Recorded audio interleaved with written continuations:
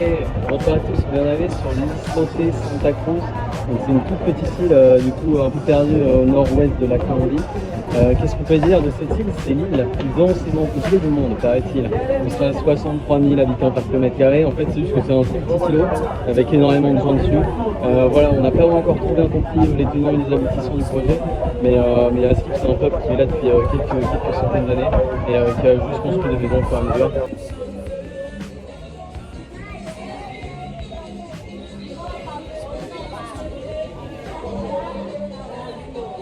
Ok, on vient d'arriver devant l'école, donc là c'est juste l'école primaire. En tout il y a 816 habitants, il y a 10 rues, il y a une église, il y a une école, il y a un médecin, enfin bref, il y a le minimum. En période de sécheresse, ils importent de l'eau, sinon ils acquièrent de l'eau de pluie. Il y a quelques panneaux solaires qui permettent d'avoir de la lumière la nuit. C'est top. Ouais, c'est quand même, ça va être difficile de vivre ici, mais ça a l'air d'être quand même une bonne ambiance, on a l'air de se régaler.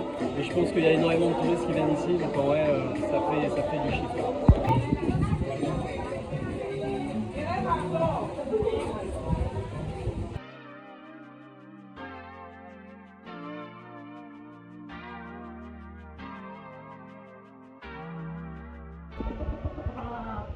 Et derrière ces décors de cartes postales se cache une réalité un peu moins idyllique.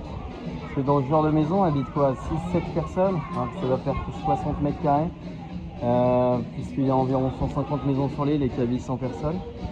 Et qu'est-ce qu'on peut dire de plus? Ouais, chaque entrée sur l'île coûte 10 000 pesos.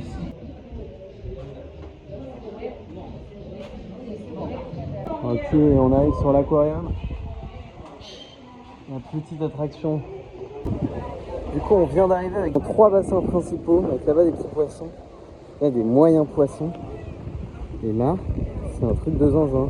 On a des poissons moyens, des énormes requins et une petite tortue. Regardez la taille du truc. Regardez un pied à côté. Requin, un pied. Coup de pied, le requin. Bon ben voilà, fin de cette petite journée. Bon, en témoin de mon t-shirt mouillé, je suis tombé dans l'emploi requin par Béga.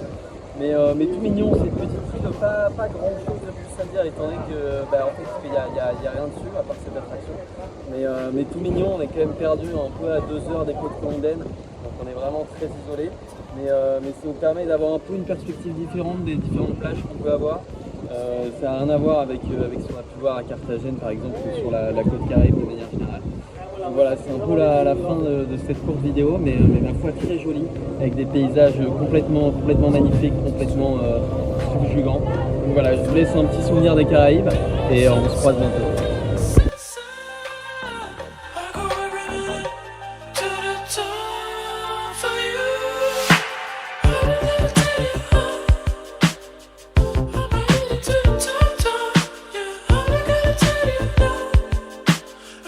Atmosphere